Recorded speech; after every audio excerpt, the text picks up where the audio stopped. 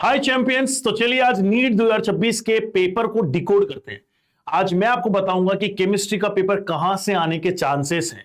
यानी 90% तक पेपर आपका मैच कर जाएगा। जिन टॉपिक से मैं बताने वाला हूं वहीं से पेपर नीट 2026 का बनेगा।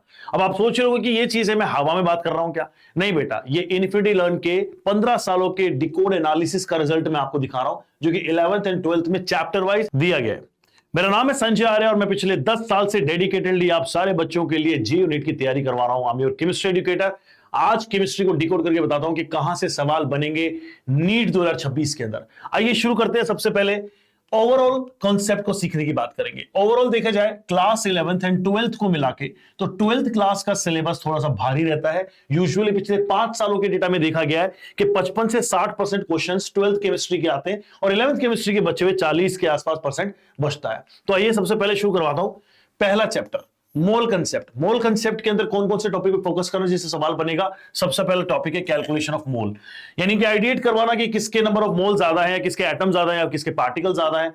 इसी तरीके से स्टोइशियोमेट्री और प्रिंसिपल ऑफ एटम कंजर्वेशन के ऊपर सवाल बनता है, जहां पे limiting reagent is very important. Concentration में मोलैरिटी, मोलैलिटी और इनके आपस के इंटर कन्वर्जन पे सवाल बनते हैं। रेडॉक्स रिएक्शंस राइट आफ्टर मोल कंसेप्ट पढ़ लेना, क्योंकि रेडॉक्स को इक्विवेलेंट कंसेप्ट भी बोलते हैं, जहां पे आप लोगों को बैलेंसिंग ऑफ रिएक्शन के ऊपर फोकस करना है। एंड देन रेडॉक्स के टाइट्रेशन, जिसके अंदर KMnO4 K2Cr2O7 के टाइट्रेशन जरूर पढ़ के जाना। Now coming to your periodic classification of element, इसमें बच्चों आपको कुछ सेट ऑफ पीरियोडिक प्रॉपर्टीज है जिनको क्या पैटर्न वो फॉलो करती है, क्या ट्रेंड होते हैं, उनको जरूर पढ़ के जाना। जैसे कि atomic size, ionisation enthalpy, electron gain enthalpy, electronegativity etcetera. साथ ही में prediction of the period, block and group के ऊपर भी सवाल आते हैं। कोई एलिमेंट देके, इलेक्ट्रॉनिक कॉन्फ़िगरेशन देके आपसे पूछेगा कौन से पीरियड, ब्लॉक और पर्टिकुलर ग्रुप से बिलोंग करता है। देन आता है chemical bonding, one of the very heart of inorganic chemistry, जिसमें आपको VSEPR, hybridisation, bond parameter and molecular theory से क्वेश्चन बनेगा। और 3 से 4 क्वेश्चन कहीं नहीं जा रहे। देखिए क्वेश्चन कितने ज्यादा आ रहे हैं, ऑलमोस्ट 4 क्वेश्चन आपको केमिकल बॉन्डिंग से दिखाई देंगे।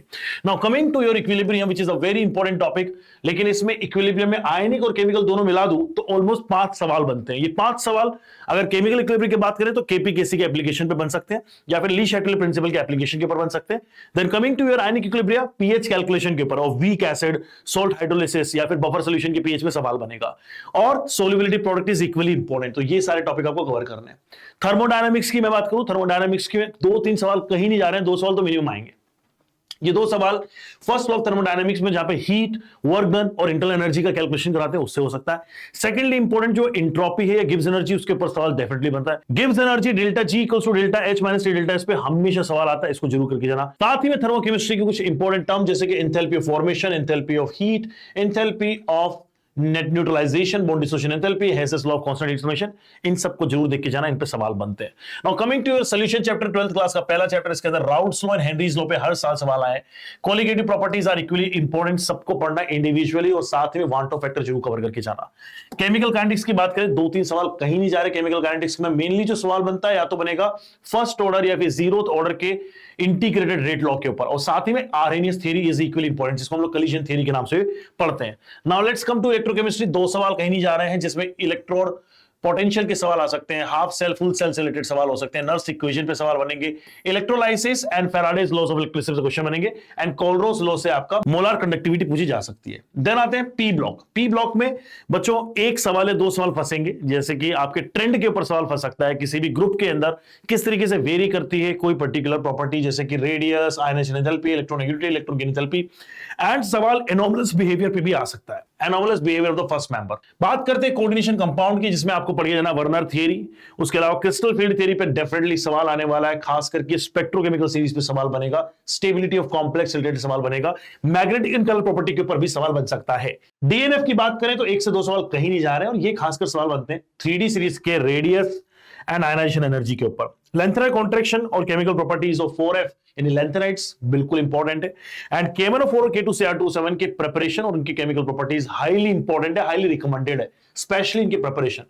Now let's come to your organic chemistry. सबसे पहले बात करूंगा GOC की, जो कि एक बड़ा चैप्टर है। 4 से 5 क्वेश्चन डेफिनेटली आते हैं अलग अलग तरीके से, जैसे UPSC पे क्वेश्चन आ सकता है, नोमेनक्लेचर पे, आइसोमेरिज्म पे सवाल आएगा, स्ट्रक्चरल आइसोमेरिज्म पे ज्यादा सवाल बन सकते हैं, इलेक्ट्रॉनिक इफेक्ट के ऊपर क्वेश्चन बनते हैं, इलेक्ट्रॉनिक इफेक्ट के एप्लीकेशंस जो होते हैं, that are stability of carbocation, carbon ion, free radical, इन पे सवाल डेफिनेटली आएगा, and specially stability of carbocation बहुत इंपॉर्टेंट, उसका रीअरेंजमेंट भी पढ़ना, that is a part of your reaction mechanism. इसमें SN1, SN2, E1, E2 इनका आइडिया डेफिनेटली लेना, और यही चीज आपकी कहां पे रिपीट हो जाएगी, हेलो एल्केन हेलो एरीन के अंदर, जहां पे SN1, SN2, E1, E2 वापस से आप पढ़ेंगे।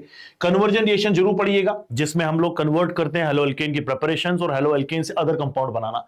And then we have haloarenes की बेंजीन डायजोनियम सोल्ट से प्रिपेयर करना, जिसमें आपके गैटरमैन रिएक्शन, सैंडमे रिएक्शन तो की है। Then comes hydrocarbon. हाइड्रोकार्बन में 3 सवाल डेफिनेटली आते हैं। सबसे ज्यादा इंपॉर्टेंट पार्ट होता है इसमें केमिकल रेशियोज ऑफ अल्कीन, जहां पे आपके Markovnikov, anti Markovnikov, addition of electrophile definitely पढ़ के जाना। सेकंड इंपॉर्टेंट है आपका अल्केन्स के ऊपर फ्री रेडिकल सब्स्टिट्यूशन रिएक्शन और बेंजीन की इलेक्ट्रोफिलिक एरोमेटिक सब्स्टिट्यूशन, जिसके अंदर नाइट्रेशन, सल्फोनेशन और हेलोजिनेशन, ये बहुत इंपॉर्टेंट रिएक्शन, इनको डेफिनेटली करके जाना। Then comes aldehyde ketone carboxylic acid, सबसे बड़ा चैप्टर आपकी पूरी ऑर्गेनिक केमिस्ट्री का, जिसमें 4 सवाल कहीं नहीं जा रहे हैं। इसमें सबसे ज्यादा पूछे जाने वाले सवाल हो सकते हैं अल्डोल कंडेंसेशन के ऊपर, केनिज़ारो रिएक्शन के ऊपर, वोल्फ किश्नर और क्लेमेंसन रिडक्शन से बहुत इंपॉर्टेंट सवाल बन सकते हैं। And then we have test of carbonyl, जिसके अंदर आपको कार्बोनाइल कंपाउंड के हेलो फॉर्म टेस्ट है ना, बहुत सारे इंपॉर्टेंट है, जैसे Tollens reagent test, Benedict test, ये जरूर पढ़ के जाने आपको। Then acidic strength of benzoic acid and specially SIR effect, steric inhibition of resonance जरूर पढ़ के जाइएगा, उस पर सवाल बनते हैं। अल्कोहल फिनोल ईथर की बात करें तो इसके अंदर dehydration of alcohol, esterification, 2 important reaction alcohol की। लुकास टेस्ट प्राइमरी, सेकेंडरी और टर्शियरी अल्कोहल को प्रेडिक्ट करने के लिए बहुत इंपॉर्टेंट टेस्ट है। Electrophilic aromatic substitution of phenol, जिसमें ब्रोमिनेशन बड़ा इंपॉर्टेंट, नाइट्रेशन, पिक्रिक एसिड का फॉर्मेशन बहुत इंपॉर्टेंट है। Then we have RTR, Reimer Tiemann reaction and Williamson ether synthesis, ये दोनों रिएक्शन इंपॉर्टेंट है। अमीन्स की बात करें, basic strength of amines and aniline जरूर पढ़ना। सब्स्टिट्यूटेड एनिलीन बहुत इंपॉर्टेंट सवाल बनते हैं। SIP, steric inhibition of protonation पढ़ के जाना। Hofmann bromide degradation, one of the very important reaction. Diazotization reaction highly recommended. And then test of amine, जैसे कि carbylamine test, Hinsberg reagent test, ये पढ़ के जाना है।